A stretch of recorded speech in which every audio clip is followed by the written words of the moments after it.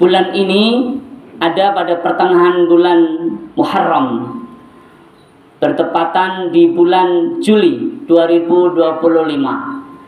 Bulan Muharram dalam tradisi sejarah kita senantiasa menjadi inspirasi, menjadi momentum yang akan selalu diperingati. Tahun baru Hijriah atau tahun baru Islam senantiasa diperingati dalam tradisi ketimuran kita, tradisi budaya Islam yang ada di Indonesia. Tahun baru yang idealnya mampu mendongkrak semangat kita untuk bisa lebih baik. Karena esensi sebuah hijrah adalah perubahan menjadi lebih baik, adalah taghyir, the change, sebuah perubahan dalam berbagai sisi kehidupan kita, baik sisi dakhiliyah, sisi yang ada di dalam diri pribadi kita, maupun sisi kharijiyah, sisi yang ada di luar pribadi kita. Artinya sikap kita terhadap orang-orang di sekitar kita. Bila kita menggunakan momentum hijrah ini untuk sebesar-besarnya kemaslahatan diri kita, umat, bangsa dan negara, serta umat Islam seluruh dunia, maka momentum ini sangat penting untuk menjadi bahan evaluasi. Bukan sekedar perayaan, tapi evaluasi yang serius. Apakah benar bahwa kita sudah menyiapkan, merencanakan, bahkan melakukan evaluasi yang ketat terhadap perubahan-perubahan dalam kehidupan kita secara pribadi, internal, dan secara hubungan dengan masyarakat. Hablum minallah dan hablum minannas. Hadirin asadanallah, karena esensi hijrah itu adalah sebuah perubahan menjadi lebih baik, maka ayat yang seringkali menjadi sandaran untuk melakukan perubahan itu adalah surat Al-Anfal ayat 74. Dan hadis yang menjadi penguat dari perubahan itu adalah hadis yang kita bisa jumpai di awal penjelasan Imam Nawawi dalam hadis Al-Arba'in An-Nawawiyah yang tadi khatib sudah sampaikan di awal khutbah ini. Hadirin asadanallah, bagaimana caranya agar hijrah kita betul-betul terjadi dalam kehidupan ini, agar setiap tahun kita itu mampu melakukan perubahan-perubahan menjadi lebih baik. Hadirin, kalau kita kaji lebih jauh, maka niscaya perubahan-perubahan yang dimaksud oleh Allah dalam surat Al-Anfal ayat 74, atau perubahan-perubahan yang dimaksud oleh baginda Nabi Muhammad SAW dalam hadis yang ditempatkan oleh Imam Nawawi dalam kitab Al-Arba'in An-Nawawiyah di poin yang pertama, di pasal pertama, di hadis pertama, niscaya tidak akan terjadi manakala kita tidak memulai dari dasarnya. Ayo hadirun, apa dasar dari sebuah hijrah itu? Dasar dari sebuah hijrah itu, hal pondasi yang harus ditentukan, dibuat, dibangun dalam sebuah hijrah atau sebelum hijrah itu benar-benar terjadi adalah niat. Hadirin asadanallah, niat adalah pondasi penting yang harus dimiliki seorang muslim dalam melakukan syariat hijrah. Hijrah itu bukan sekedar seremonial, bukan sekedar momentum pergantian tahun, tapi para alim ulama sudah menempatkan hijrah sebagai sebuah syariat wajib. Sebagaimana sholat 5 waktu, hijrah wajib hukumnya. Dalam penjelasan yang lebih detail bahwa hijrah secara fisik, pindahnya seorang muslim atau satu kaum dari satu tempat ke tempat yang lain wajib dilakukan manakala di tempat itu tidak bebas menjalankan syariat Allah. Namun jika mampu, maka kewajiban pindah secara fisik gugur. Lalu kewajiban apa lagi? Adalah hijrah dalam perbaikan diri. Perbaikan diri meliputi dua hal. Pertama, perbaikan dakhiliyah, perbaikan internal. Dan di dalam diri kita, yang ada di dalam diri internal ad-dakhiliyah, yang paling menentukan, yang sering kita sebut adalah hati. Dan perbaikan kharijiyah, eksternal kita atau hablum minan nas, perbaikannya adalah bagaimana kita memperbaiki hubungan dengan sesama. Hadirin, dua hal tersebut sekali lagi tidak akan mampu dilakukan dengan optimal, dengan cara yang baik, dengan tata cara atau kondisi yang diinginkan dalam Al-Quran maupun hadis, manakala belum memulai dari pondasinya. Ibarat bangunan, kalau tanpa pondasi yang kuat, bangunan itu tidak akan kokoh berdiri, tidak akan mampu menopang apapun yang ada di atasnya. Namun jika pondasinya kuat, pondasinya benar, maka bangunan itu akan kokoh. Dan bangunan iman kita, bangunan Islam kita, bangunan ihsan kita, bangunan hijrah kita, itu sangat ditentukan dengan niat. Hadirun asadakumullah. Niat itu adalah sesuatu dorongan yang ada di dalam diri kita untuk melakukan sesuatu. Dalam kajian fikih, niat berbeda dengan azam. Kalau azam diterjemahkan dengan tekad. Tahun depan aku mau naik haji, 5 tahun lagi aku mau menikah, 10 tahun lagi aku mau bekerja. Misalkan adik-adik yang masih sekolah, ya, itu tekad namanya. Tapi kalau niat ditempatkan di awal sebuah amal, bahkan persis dengan bersamaan amal itu dilaksanakan. Itulah niat, ayyuhal hadirun. Bagaimana untuk menata, menguatkan niat, meluruskan niat ini? Hadirin asadanallah. Karena niat tempatnya di dalam hati, niat tidak akan bisa terlihat. Tapi niat sangat terasa. Ibarat angin tidak terlihat, udara tidak terlihat, tapi keberadaannya sangat penting. Tanpa oksigen yang ada dalam udara yang kita hirup, kita pun tidak akan mampu bertahan hidup.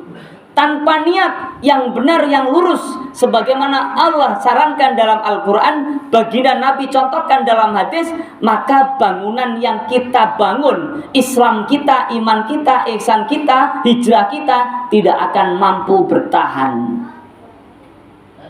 Bagaimana caranya ya hadirun? Agar niat kita kokoh, niat kita lurus, niat kita benar, niat kita mampu menghasilkan hijrah yang baik, perubahan yang baik, maka niat kita harus ikhlas. Jadi niat kita harus ikhlas.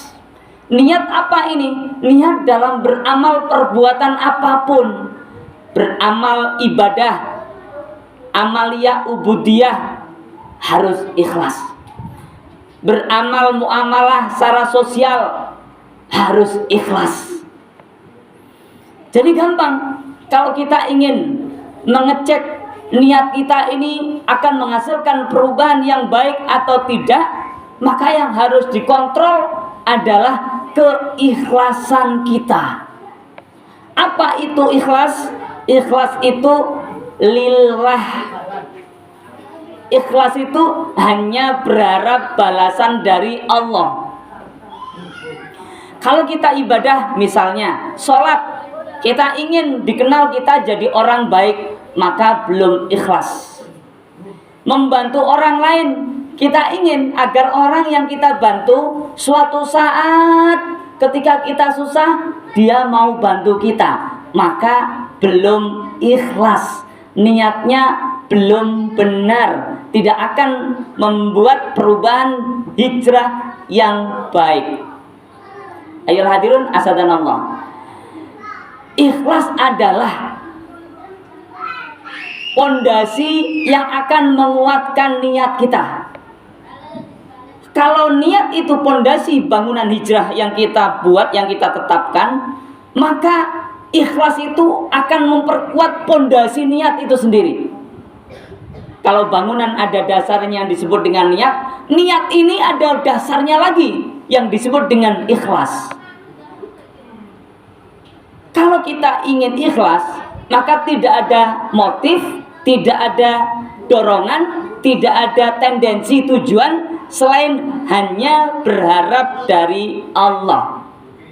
Dalam surat Al-Anfal ayat 74 tadi udah jelas sekali Allah janjikan kondisi orang yang ikhlas sehingga mampu membangun niat yang baik, niat yang benar, yang lurus, sehingga mampu membangun bangunan hijrah yang kuat, maka Allah akan sebut orang ini sebagai al-mu'minuna haqqa, mukmin yang hak, orang-orang beriman yang hak. Hak itu bisa terjemahkan benar, jujur, kokoh, hebat, berkualitas, yang sebenarnya. Jadi kalau kita hijrahnya benar dengan pondasi niat yang kokoh, karena niat itu ditopang dengan keikhlasan yang luar biasa, maka kita dapat gelar dari Allah al-mu'minuna haqqan. Masya Allah. Apa manfaatnya menjadi mu'minuna haqqa, menjadi al-mu'minuna haqqa?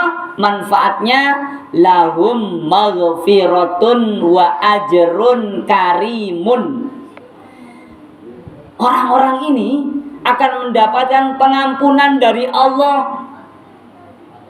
Mana yang lebih nikmat selain pengampunan, ayyuhal hadirun asadanallah? Kalau kita diampuni oleh Allah, Masya Allah, dosa-dosa kita banyak, ibarat pasir di pantai tak terhitung banyaknya. Tapi kalau Allah ampuni kita, betapa bahagianya. Kita juga akan diberikan warizkun karim, rizki yang mulia. Rizki kalau di akhirat rupanya adalah pahala. Rizki kalau di dunia rupanya adalah rahmat, bisa berupa keberkahan, perbaikan dalam kehidupan, naik jabatannya, bahagia keluarganya, anak-anaknya soleh solihah, semuanya taat kepada Allah, selalu mendoakan kedua orang tuanya. Kalau orang tuanya wafat, dia malah bertingkat-tingkat mendoakannya. Bukan hanya doa setelah sholat, tapi juga kirim pahala-pahala ibadah yang dia lakukan, baca Quran, sedekah dan lainnya. Masya Allah, ini rezeki. Ayo hadirun asadanallah. Kalau kita mampu ikhlas, maka keberuntungan luar biasa Allah janjikan kepada kita. Caranya bagaimana ayo hadirun? Cara untuk memperkuat atau menghasilkan hijrah yang baik harus niat yang baik. Cara agar niat yang baik terjadi dalam hati kita, maka niat itu harus ditopang dengan ikhlas. Semuanya serba lillah, bekerja lillah, membantu lillah, beribadah lillah, hanya berharap pahala dari Allah. Lalu bagaimana caranya agar kita bisa ikhlas? Ayo hadirun asadanallah. Yang pertama, kalau kita ingin ikhlas, kita harus sadar bahwa hidup ini tidak sekedar di sini. Kalau kita ingin ikhlas, maka kita harus yakin bahwa ada alam berikutnya setelah alam di dunia ini. Kesadaran itu benar-benar di pelupuk mata, ayo hadirun. Ada di hati kita yang paling dalam, sehingga akan memudahkan kita untuk yang kedua, yaitu hanya berharap balasan dari Allah. Setelah kita menyadari ada alam berikutnya yang menanti kita, di situ nanti setiap amal kebaikan kita akan dibalas oleh Allah, maka kesadaran itu betul-betul akan menjadikan dorongan kita untuk semakin ikhlas. Berikutnya apa? Syukur. Kalau ikhlas tadi, kalau kita beramal ya, agar berharap kepada Allah, berikutnya syukur. Kenapa syukur? Allah janjikan Allah akan tambah nikmatnya. Dan syukur ini ayo hadirun, luar biasa. Kalau kita mensyukuri nikmatnya Allah sedikit ataupun banyak, kemudian kita akan mendapatkan predikat lagi, mendapatkan gelar lagi yang disebut qanaah. Trimo ing pandum, menerima pemberian Allah, rela terhadap pemberian Allah sedikit maupun banyak, sehat maupun sakit, lapang maupun sempit, kaya maupun miskin, hidup maupun mati. Kalau kita terima dengan rela, qanaah, maka ikhlas kita akan hadir begitu kuat.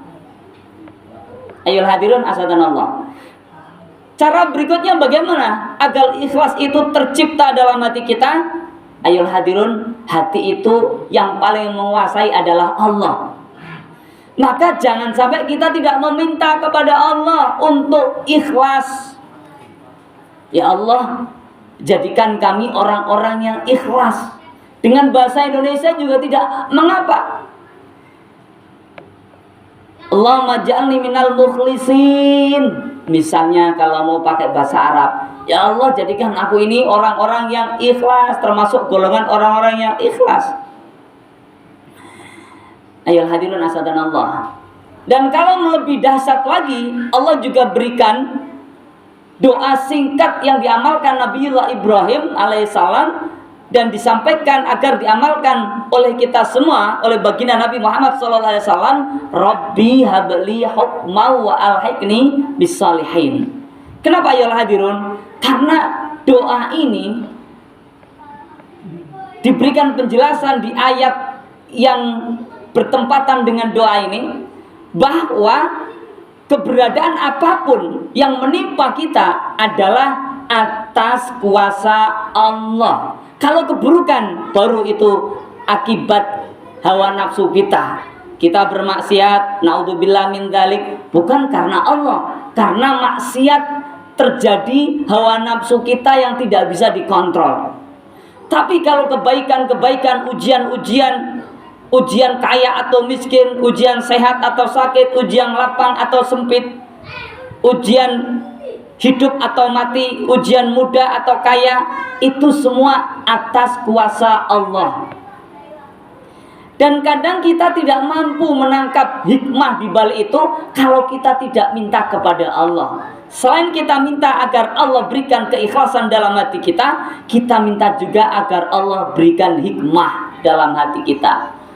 Sehingga apapun yang terjadi ayolah hadirun dalam kehidupan kita selalu menghasilkan rasa syukur, selalu menjadi penguat niat kita, ikhlas kita, sehingga bangunan hijrah kita semakin kokoh. Perubahan-perubahan yang kita lakukan akan berimplikasi, berakibat kekuatan iman yang dahsyat dalam diri kita, dan perubahan fisik dalam lingkungan kanan kiri kita, keluarga kita, masyarakat kita, bangsa dan negara kita akan terjadi begitu luar biasa. Barakallahu li wa lakum bima fihi minal ayati wa dzikril hakim wa taqabbalallahu minni wa minkum tilawata innahu wasamiul alim wa qur rabbighfir warham wa anta khairur rahimin.